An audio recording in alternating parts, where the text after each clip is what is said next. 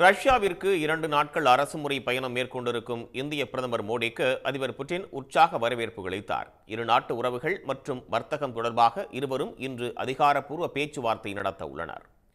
சிறப்பு தனி விமானம் மூலம் ரஷ்யாவின் தலைநகர் மாஸ்கோவில் சென்றிறங்கிய பிரதமர் மோடிக்கு உற்சாக வரவேற்பு அளிக்கப்பட்டது. விமான நிலையத்தில் வைத்து அந்த நாட்டு துணை பிரதமர் டேனில் மன்டுவோரோவா வரவேற்றார். விமான நிலையத்தில் ரஷ்ய ராணுவ வீரர்களின் அணிவகுப்பு மரியாதையை பிரதமர் மோடி ஏற்றுக்கொண்டார். பிரதமர் மோடிக்கு இந்திய வம்சாவளியினர் மற்றும் இந்திய மாணவர்கள் உற்சாகமான வரவேற்பை வழங்கினர். 2 ஆண்டுகளுக்கு மேலாக யுக்ரைனுடன் ரஷ்யா போர் புரிந்து வரக்கூடிய சூழலில் இந்த இடைப்பட்ட காலத்தில் பிரதமர் மோடி மேற்கொண்டிருக்கும் முதல் பயணம் இதுவாகும். அத்துடன் 3வது முறையாக ஆட்சி அமைத்த பிறகு பிரதமர் மோடி மேற்கொண்டுள்ள முதலாவது அரசுமுறை பயணமும் இதுவாகும்.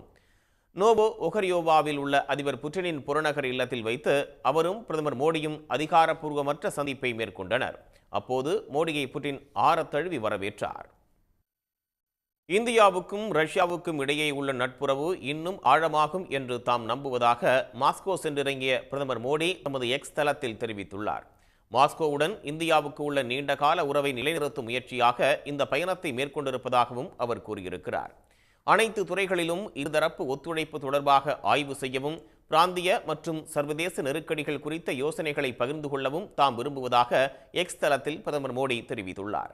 கடைசியாக 2019ஆம் ஆண்டு ரஷ்யாவில் பிரதமர் மோடி சுற்றுப்பயணம் மேற்கொண்டிருந்தார். இன்று மோடிக்கும் புட்டினுக்கும் இடையே அதிகாரப்பூர்வ பேச்சுவார்த்தை நடைபெற உள்ளது. ரஷ்யா விற்பனை செய்யும் எண்ணெயை கொள்முதல் செய்யும் நாடுகளில் இந்தியா முன்னணியில் உள்ளது. இந்தியாவின் முக்கிய ஆயுத விற்பனையாளராக ரஷ்யா இருப்பினும் யுக்ரைன் போர் தொடங்கியவுடன் ரஷ்யாவிடமிருந்து ஆயுத கொள்முதலில் சரிவு ஏற்பட்டிருப்பதும் குறிப்பிடத்தக்கது. உடனுக்குடன் செய்திகளை தெரிந்து கொள்ள சன் நியூஸ் பெல் ஐகானை கிளிக் பண்ணுங்க.